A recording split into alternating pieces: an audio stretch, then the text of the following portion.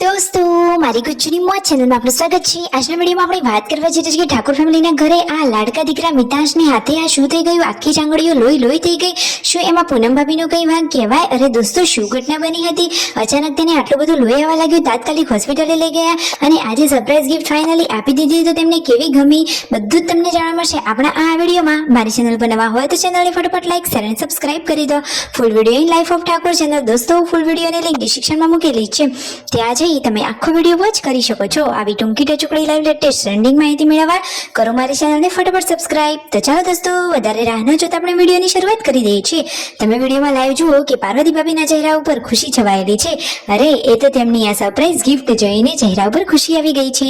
રણજીતભાઈએ જુઓ તેમની એનિવર્સરી રૂપે પાર્વતી ભાભીને સરસ મજાની ચાંદીની પાયલ ગિફ્ટ કરી છે અને આજે તો બચ્ચા પાર્ટીને લેવા સંજયભાઈ પહોંચી ગયા છે ત્યાં સ્કૂલે। અને આજે અચાનક આ મિતાંશ સાથે કેવી ઘટના બની ગઈ, બધા જ લોકોના જીવ અધર થઈ ગયા અને તાત્કાલિક ફટોફટ આ લાલ ગાડી જે ઘરે હતી એમાં જ લઈને એને દવાખાને જઈ રહ્યા છે। અચાનક શું થયું, તેની આંગળી લોહી લોહી થઈ ગઈ, પાર્વતી ભાભીનો તો જીવ જ અધર થઈ ગયો અને પૂનમ ભાભી તો રડવા લાગ્યા। તો દોસ્તો, પૂનમ ભાભીએ મિતાંશને તેડેલો હતો અને એમને પણ ખબર ન હતી, એમનો કંઈ જ વાંક નથી અને અચાનક જ તેની આંગળી પંખામાં આવી ગઈ અને જુઓ તો ખરા, પંખાનું પાંખિયું અડતા વેત જ જુઓ એનું ટેરવો જ લઈ લીધો, તો નખ પણ વખોટી ગયો છે અને ચામડી વખોટી, એટલા માટે એને તો જોરદાર ધાર જેવું લોહી આવી રહ્યું છે। તો બધા જ લોકો ગભરાઈ ગયા હતા। જુઓ તો ખરા કે નાના બાળકને આ કેટલી વેદના થતી હશે। તો ફટોફટ તેને દવાખાને લઈને જઈ રહ્યા છે રણજીતભાઈ અને પાર્વતી ભાભી। રસ્તામાં ફૂલ ઓન સ્પીડમાં તેમને ગાડી ચલાવીને ફટોફટ હોસ્પિટલે પહોંચવાનું કરી, ડોક્ટરે તપાસ કરી, મિતાંશ તો જોરદાર રડી રહ્યો હતો, માંડ પછી આ તેને આંગળીએ પાટો તો બંધાવી જ લીધો। નાના બાળકની ફટોફટ મટી જાય એવી જ પ્રાર્થના। પૂનમ ભાભી તો બહુ જ ચિંતા કરતા હતા અને તો જુઓ મિતાંશ ઘરે આવીને રડવા લાગ્યો તો એ પણ રડવા લાગ્યા।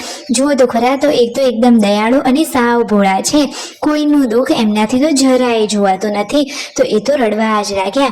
પાર્વતી ભાભી કહે છે કે હવે વાગવાનું હોય તો વાગી ગયું, એમાં તમે કેમ રડો છો? પરંતુ પૂનમ ભાભી તો દયાળુ છે, એમની બધા ઉપર જલ્દી દયા આવી જાય છે, એટલે એમની આંખમાં પણ આંસુ આવી ગયા। ફાઇનલી હવે મિતાંશની આ હોસ્પિટલે જઈ દવા કરી લીધી છે, તો હવે ફટોફટ એને આરામ થઈ જશે। અને આજે તો જેન્સી બનાવી છે હોમમેડ સરસ મજાની ક્રન્ચી એન્ડ મસ્ત મજાની કેક બનાવી છે।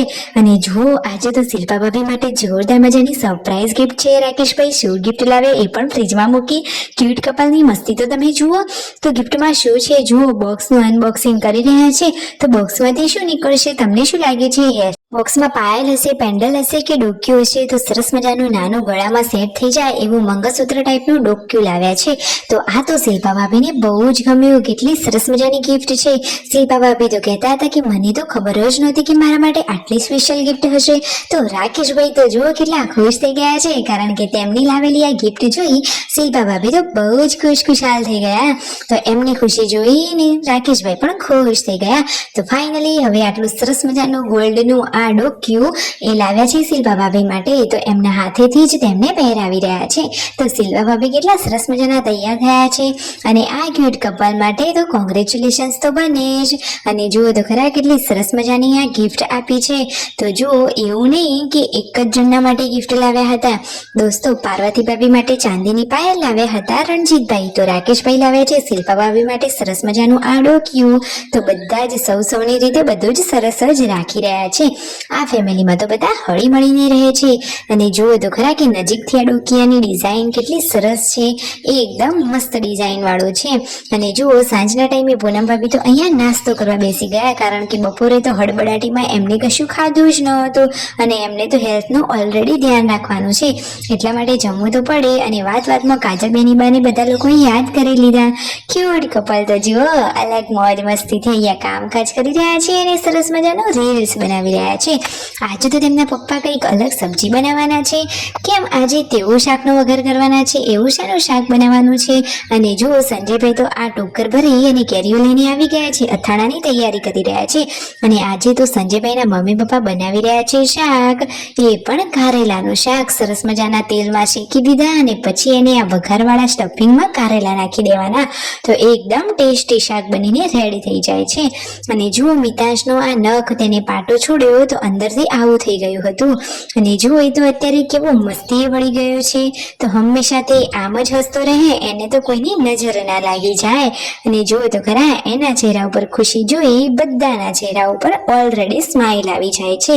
પરિવારના બધા લોકો સાથે જમવા બેઠા છે. દાદીમાં જોઈ રહ્યા છે કે તેમના લાડકા કુળદીપકને કેટલું વાગ્યું છે. તમે વિડીયોમાં જુઓ. હવે ફટોફટ મિતાંશને મટી જાય એવી જ પ્રાર્થના. Like, share and subscribe my channel.